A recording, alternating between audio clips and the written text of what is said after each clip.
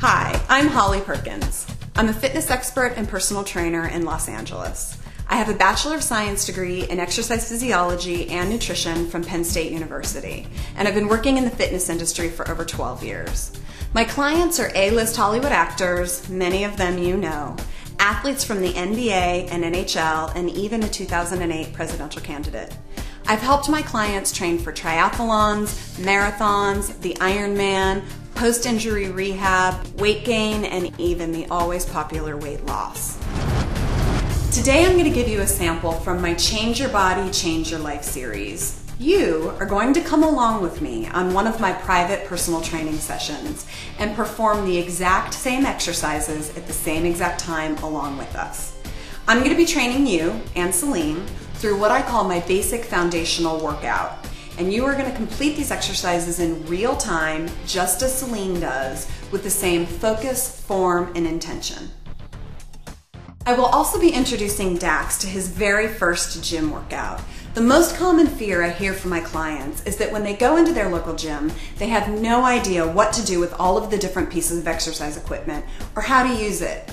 Today's exercise session is going to teach you how to walk into your local gym, identify the key pieces of exercise equipment, and learn how to adjust it to your size and fitness level and be able to perform the exercises with perfect form. So that by the end of our workout with Dax, you're going to know exactly what it takes to get a great workout.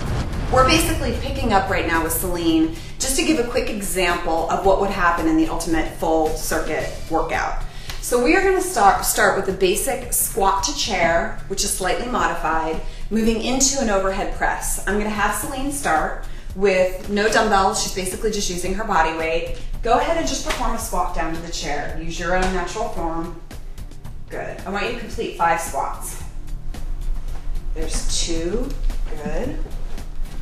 3. And just get comfortable with the chair. Get comfortable with your foot placement. And I want you to begin to go from a squat into a basic overhead press. Okay?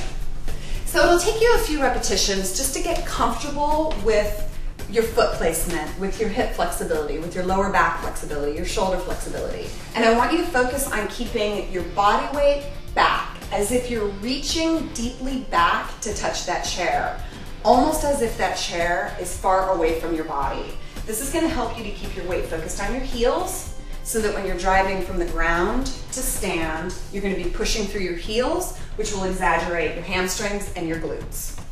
Perfect. We're going to go immediately into the second exercise, which is going to be a straight arm plank on the floor. So if you want to come to straight plank position, one of the most important things here is that you're keeping your abdomen engaged in a manner that you're not getting too much of a concavity or sway in the lower back, but you also don't want to tuck your butt so much so that your back flattens out. Would you exaggerate that for me? So just flatten out your back, kind of tuck your butt, exactly.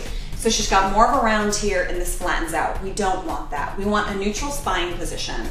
Engage through your abs, keep your legs very strong, extending back through the heels. I'm gonna have her hold this for about 30 seconds.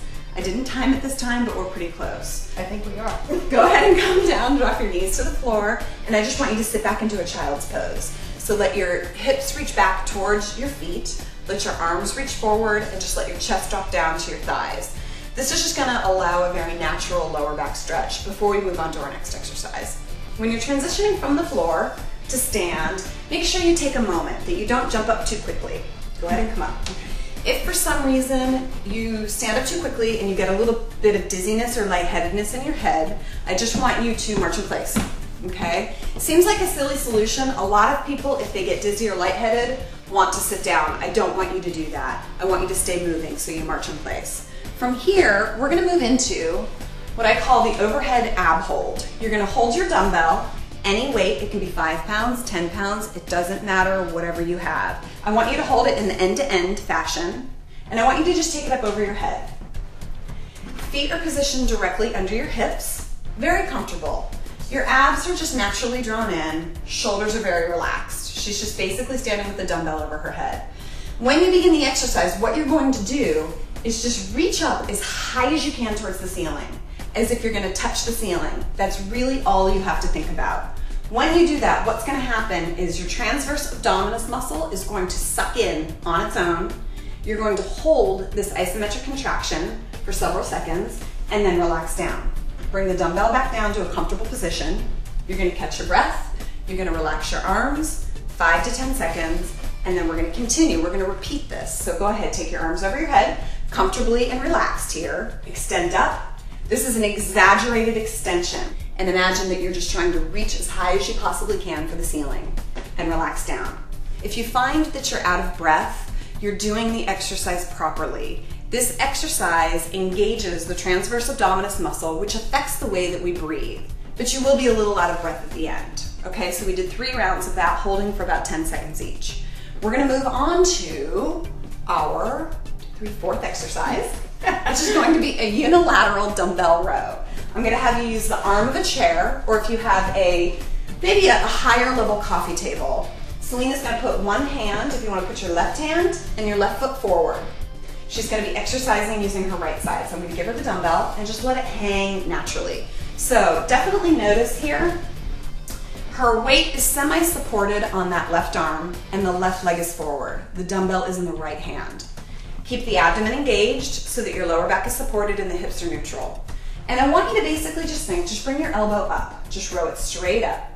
What you do want to focus on at the top of the movement is definitely trying to get that shoulder rotated back, okay? We definitely want to get some of that scapular retraction. That's going to strengthen the muscles of the upper back, but it's also going to strengthen the shoulder in a more appropriate position.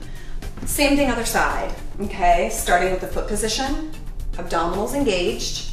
Although your hand is supported on that chair, don't put all of your weight there.